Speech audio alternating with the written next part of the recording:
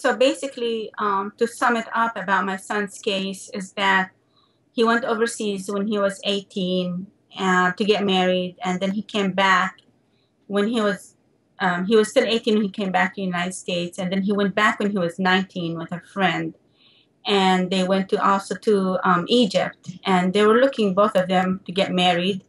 And then he's just spent a couple of months over there in Egypt. When he came back with his friend after 2 years, the FBI decided to arrest him and convict him of material support and conspiracy. And they said that he went overseas not to get married. He went overseas to basically commit jihad, which is to kill and maim people abroad. At the trial, of course, there was no evidence against my son except hearsay. So we lost the trial. They brought in material that had nothing to do with my son. They brought in material that about like people killing and maiming other people. Of course, you know, these are Muslim people who are killing and maiming other people. They brought that at the trial, and that's why we lost the trial. Then in every jail, and they kept moving him around. They were starving him to death. I found out from a common friend of mine, of ours, like my son and mine, that he was starving to death. Basically, they did all of that because they wanted him to take the plea deal. That was before the trial. They wanted him to take the plea deal. And they had him under harsh conditions. They had him in the SHU, or they had him in solitary at that time, and locked down the whole time, or most of the time, and also starving. And then when he did not take the plea deal, because he said, I did not do anything, so why should I get, you know, so why should I take a plea deal? It's basically like lying against himself and against other people who are, you know, his co-defendants. So he didn't want to do that. He didn't want to do anything immoral. So they got mad at him. They got more mad at him. And that's why he got the 31.5 years. If he would have taken the plea deal and lied basically against himself, and, you know, saying that he went overseas to do something that he basically wasn't even thinking about, and lie against other people, then he would have gotten probably 10 years or less. So he knew that he was basically gambling, but he knew that because he was innocent, he really had a lot of faith in the American people and in the justice system.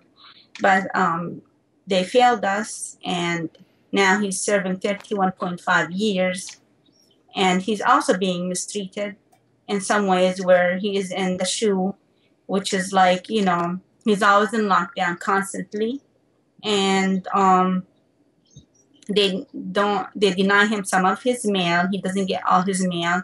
And then sometimes when he gets his mail, it's also like probably a month later or a few weeks later, and they just dump like 11 letters together at him at once.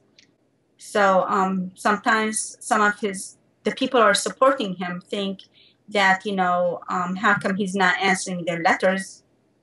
But in fact, he's not even getting them. And he doesn't even get some of my letters either. And I have to do them either registered or, what's the other word? Certified? Yes, or certified.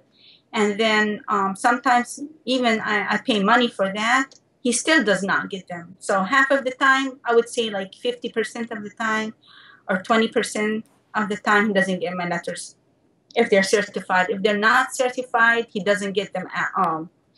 And, you know, it's just very, very sad that they're doing this to us and to other people in our situation. I don't understand why they're doing that to us.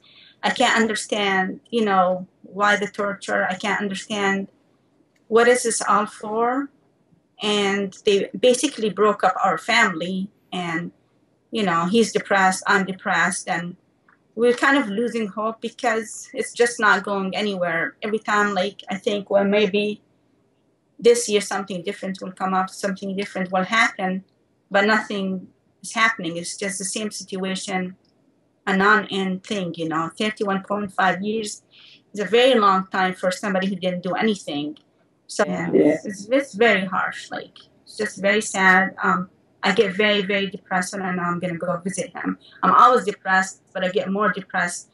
I'm suffering from post-traumatic stress disorder, so it gets worse when I know that I'm gonna go see my son. It gets like, it multiplies. Yeah. So this whole, like, this last week I haven't been doing good. I've just been getting worse. Yeah. So